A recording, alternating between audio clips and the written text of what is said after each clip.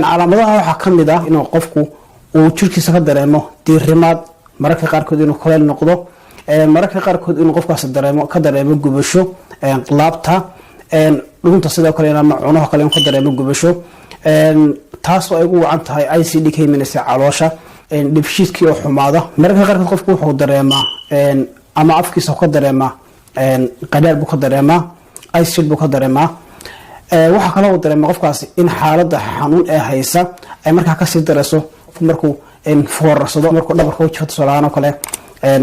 wuxuu dareemaa in culays badan ka saaran yahay laabta ama chest uu ka saaran yahay labada xilli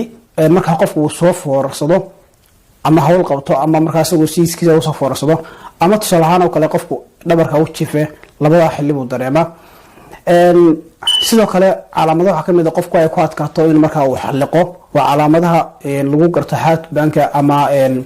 laab ololka ama laab jeexa daweyntiisu